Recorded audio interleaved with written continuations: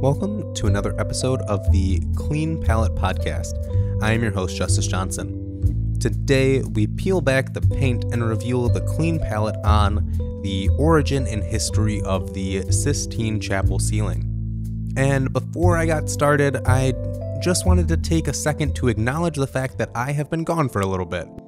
I have had school, work, I had a vacation thrown in, and I didn't have the time and energy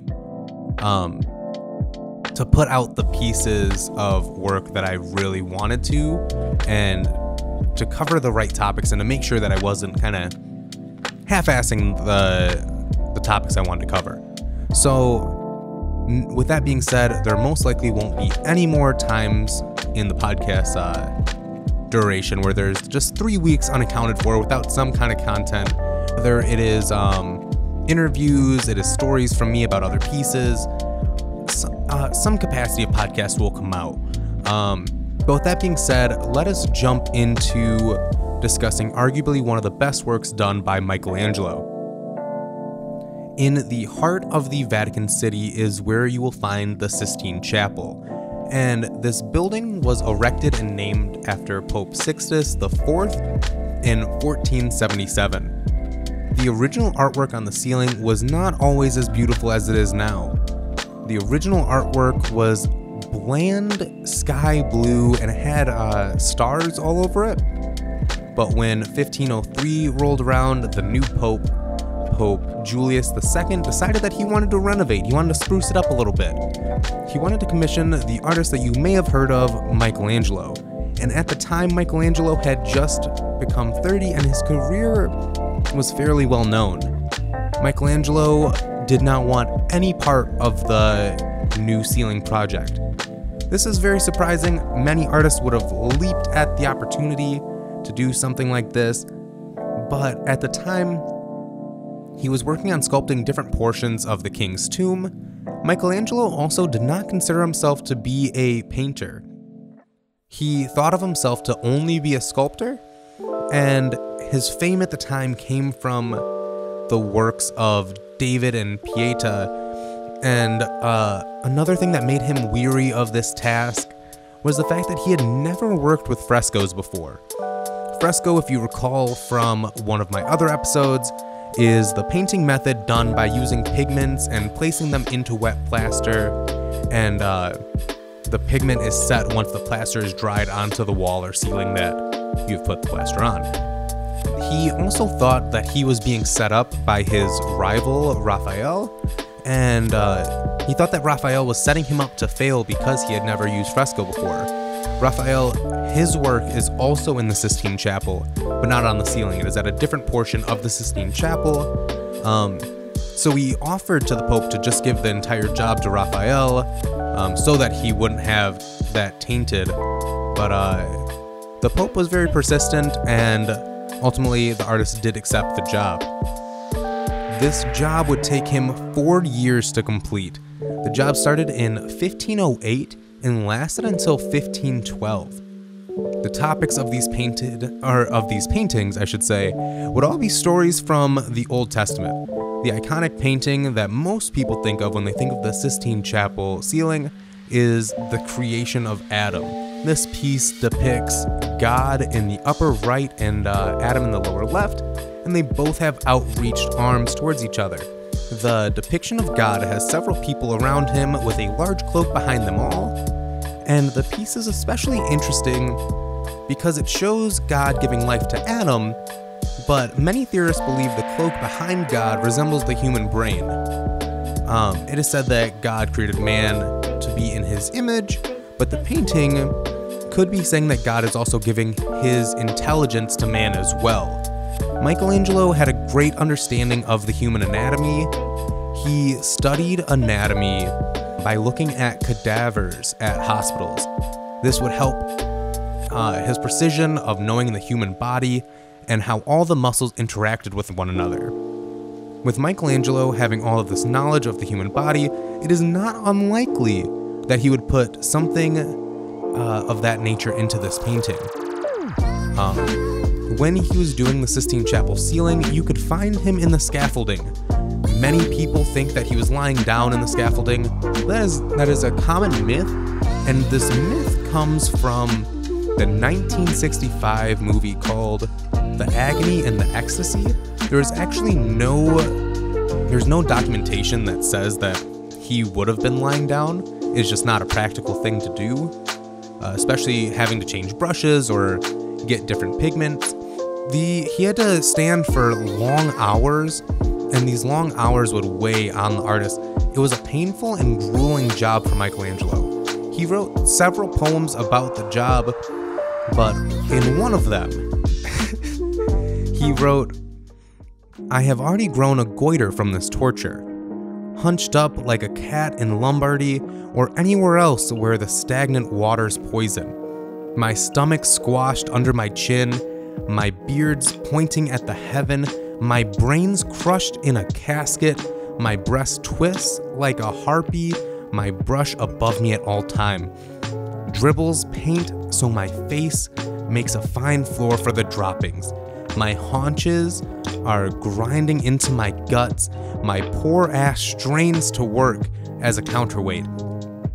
Every gesture I make is blind and aimless, my skin hangs loose below me, my spine's all knotted from the folding over itself. I'm bent, taut as a Syrian bow. Because I'm stuck like this, my thoughts are crazy, perfidious tripe. Anyone shoots badly through a crooked blowpipe. My painting is dead. Defend it for me, Giovanni. Protect my honor. I am not in the right place. I am not a painter." He might not have thought of himself to be a painter, but when he was finished, he was known to be the world's greatest painter. 33 years later, Michelangelo would come to paint The Last Judgment for Pope Clement. This work would take about 5 years. That is remarkable for a 60-year-old painter. His work, for the most part, has lasted for centuries. The only part that did not hold up was from a section of Noah's escape from the flood, and a piece only fell due to a nearby explosion caused by gunpowder that went off in 1797. There were some restorations made from about 1980 through the 1990s. Layers of dirt and grime were removed from the pieces. Some of the layers that were removed were layers of paint that Pope Pius IV had put in. These layers had cloth and figs placed over the nudes that Michelangelo painted in the 1560s. And so the true work of Michelangelo can be seen now after these restorations were done. Some experts think that the foot traffic of visitors of the Sistine Chapel may be a threat to the work's longevity. And I sure hope that these experts are wrong, because it is a wonderful thing to see in person. I know that the coronavirus has limited travel, and it definitely won't be exactly the same as it was before, but it is something that I feel like everybody should have a chance to see. When Corona was not in effect, the tickets went for about €17 or about $21 US. I had the opportunity to go to Italy with my choir when I was in high school. So this was back in 2017 I had the chance to go. And it, by far, was one of my favorite parts of the entire trip. I was there for about a week, and you go into this large rectangular room, and it is just beautiful. You look at the ceiling, and it has so much character, and not the character that you think when you think something's a little, like, beat up or old, and you're like, oh man, this has character. This really has character. If you like museums or just old art with a story, this will be amazing for you. It was busy when I went, but not overly packed to where you couldn't go freely and explore what you wanted to. It wasn't shoulder to shoulder. You could kind of just walk by people.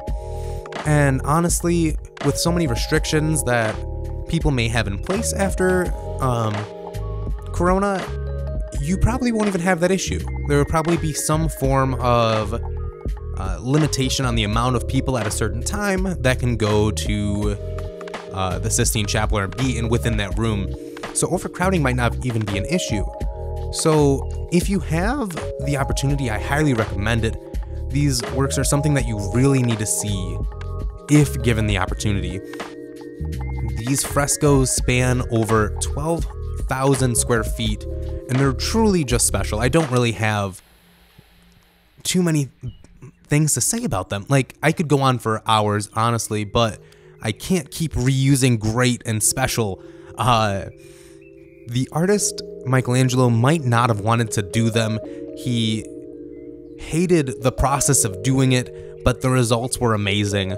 And I think that there's something really incredible about that.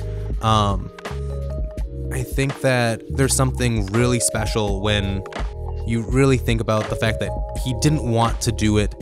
He hated doing it at the time, but in the end, what he made is one of the most easily recognizable pieces to anybody. So that you can really apply that anywhere. And I think that's where I should leave this episode off. On the note that, even if you don't want to do it, even if it's a struggle to do, the results could be something truly amazing. Take that into your artwork, take that into your day-to-day, maybe not to procrastinate, but, this has been another episode of the Clean Palette Podcast, and I have been your host, Justice Johnson. You can find the podcast at Clean Palette Podcast. I will post some images this week of the Sistine Chapel Ceiling and the different works done by Michelangelo. If you would like to follow my own art page, it is just at Justice Tries. Maybe I can be your new favorite artist, but make sure that you go follow those pages. And later in the week, I will be releasing actually I'll probably wait till next week to do it, but Colette Originals, I will be releasing the interview that I did with her. She is phenomenal. We had some internet issues, the whole Zoom world is kind of crazy right now, so that will go up shortly. I have some more stuff coming, so just stay tuned. Let me know what you would like me to talk about next.